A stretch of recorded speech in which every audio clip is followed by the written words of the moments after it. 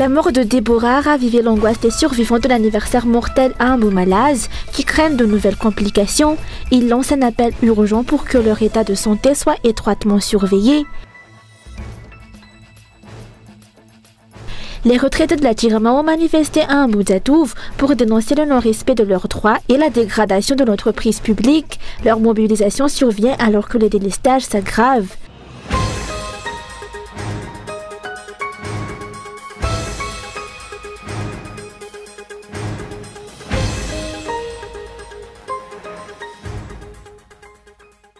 Le nombre de jeunes ayant perdu la vie dans l'affaire du sombre anniversaire à Ambo-Malaz le 14 juin dernier s'élève désormais à 34. Anila Antinala Andi Déborah, une jeune femme de 20 ans et l'une des invitées à cette soirée, est décédée hier. Déborah était connue pour être serviable, encourageante envers ses amis et son entourage et avait été élue Miss Nalamangue en 2023. Selon Boulatine, une patiente traitée en même temps qu'elle et invitée lors de l'anniversaire, l'état de santé de Déborah s'était initialement amélioré à l'hôpital. Après sa sortie, elle n'avait cessé d'encourager ses amis survivants de l'affaire Ambo-Malaz. Mais quelque temps plus tard, Déborah a ensuite présenté de nouvelles difficultés respiratoires qui ont abouti à son décès. Alors que les survivants espéraient une guérison progressive, la mort de Déborah a ravivé l'angoisse des familles. Ceux qui ont assisté à cette sombre soirée vivent désormais dans la crainte, redoutant de nouvelles complications à court terme. Ils lancent un appel pressant pour que leur état de santé soit suivi de près. Nous avons très peur car Déborah était la plus en bonne santé d'entre nous, c'est elle qui nous encourageait. Elle était très courageuse.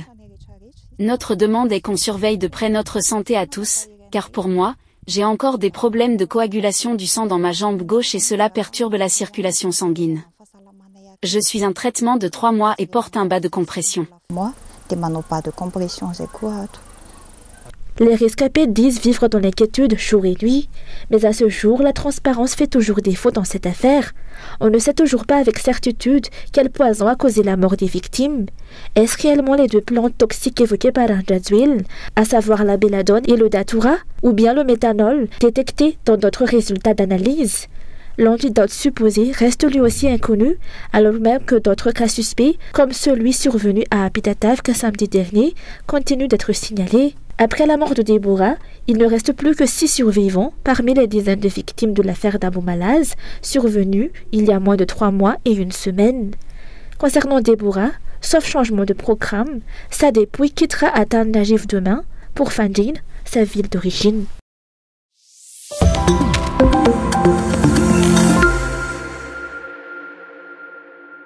Aujourd'hui, les membres de l'association des retraités de la Jirama se sont rassemblés devant les locaux de la société d'État à Ambo-Djatouf. Brandissant des banderoles, ils ont protesté contre le non-respect de leurs revendications liées aux droits sociaux et de santé, mais aussi contre ceux qu'ils considèrent comme la destruction programmée de la Jirama. Ce mouvement intervient alors que les délestages s'intensifient à travers le pays. Pourtant, le 10 novembre 2024 dernier, Andjadwil avait solennellement promis sur la télévision nationale que la population n'aurait plus à subir de coupures d'électricité durant la saison sèche de l'année 2025.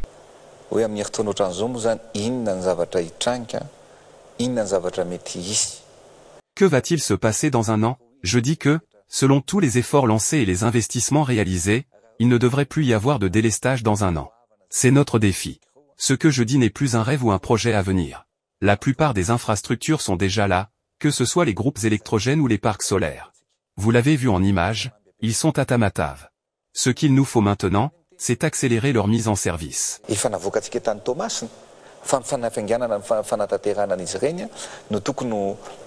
Moins d'1 an après, force est de constater que cette promesse n'a pas été tenue.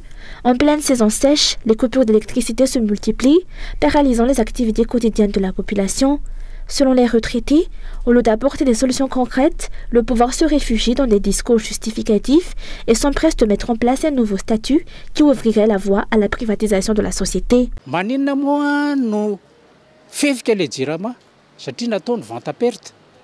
Pourquoi la Jirama est dans cet état? Parce que vous avez pratiqué la vente à perte, et les responsables continuent encore aujourd'hui. Ils profitent du silence imposé à la population pour avancer, petit à petit, vers la privatisation.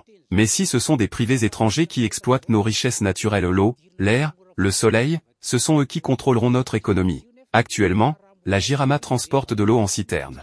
À qui appartiennent ces camions? C'est devenu un business, un camion est loué à 500 000 ariars par mois, avec 80 litres de gazole. Ce n'est pas normal. Avec 80 litres de gasoil,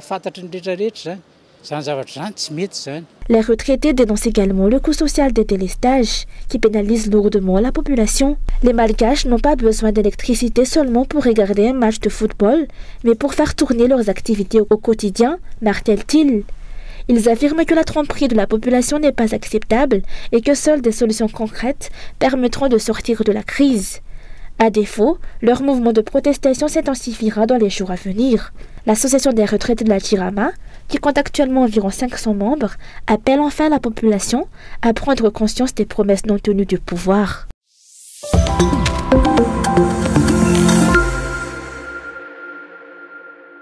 Il y a un mois, le téléphérique a été mis en service de façon partielle, limité à une portion de trajet et sur certains horaires.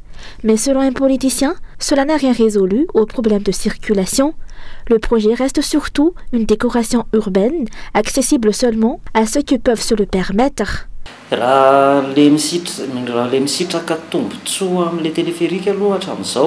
Le téléphérique n'intéresse que les curieux qui veulent l'essayer pour la première fois. L'objectif fixé dans le plan d'action est loin d'être atteint.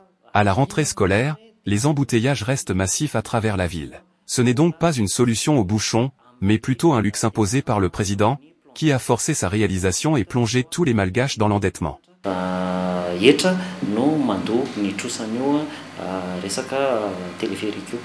Selon ce politicien, ce projet rejoint la liste des réalisations de prestige, comme les bus classes, qui brillent au lancement, mais finissent par coûter cher sans générer de bénéfices.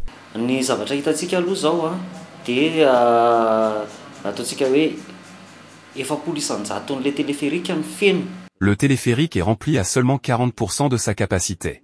Ce n'est pas pratique, car une seule ligne est desservie. Jusqu'ici, il a surtout été utilisé par les vacanciers. Le quota de passagers attendu n'est donc pas atteint. Est-ce à cause du prix, ou bien du manque d'habitude des gens?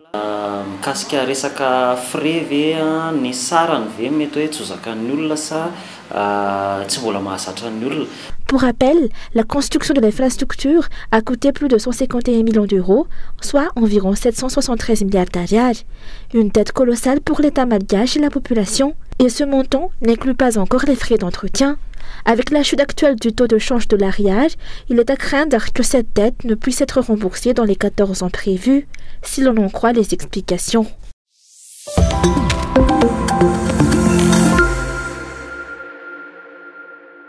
Plus de 3 ans d'attente, plus de 3 ans de silence, les anciens employés de la Sécrène, aujourd'hui retraités, n'ont toujours pas touché ni leur pension, ni leur solde de tout compte. Une situation qui les plonge dans une détresse profonde. Entre factures impayées, charges familiales et survie au quotidien, ils lancent un cri d'alarme aux autorités, banderole à l'appui. 3 années de privation, 3 années d'injustice, selon leur dire. Ces anciens travailleurs, qui ont consacré leur vie au service de l'entreprise, se sont aujourd'hui abandonnés à leur sort. Les dettes s'accumulent, la souffrance grandit et l'attente devient insupportable.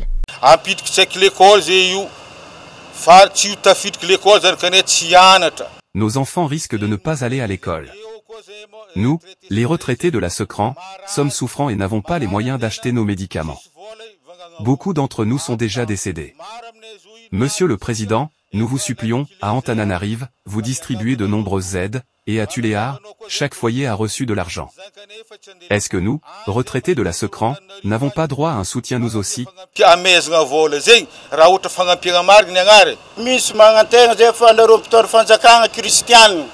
Vous, dirigeants qui vous dites chrétiens, que dit la Bible? Aidez-nous si vous l'êtes vraiment. Nous ne touchons qu'un faible revenu de la CNAPS. Nous demandons votre aide. Rappelons que depuis de nombreuses années, les employés de la Sécrène, qu'ils soient encore en activité ou déjà retraités, réclament leurs droits, mais jusqu'ici, leurs voix n'ont trouvé aucun écho.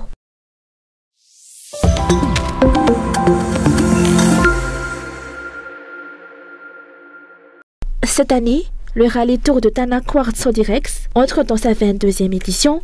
Comme son nom l'indique, l'épreuve se déroulera autour de la capitale.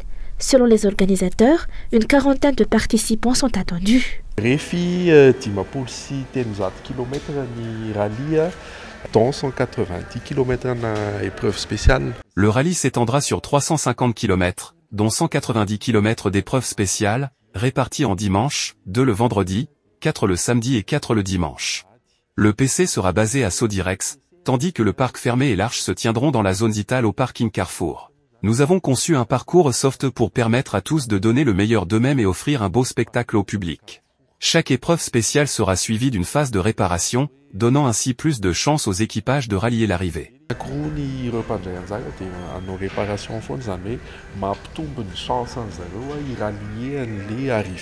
Prévu sur 3 jours, du 19 au 21 septembre, le rallye sera l'occasion de fêter les 25 ans d'existence du club Azatana, un événement qui marquera et distinguera cette édition.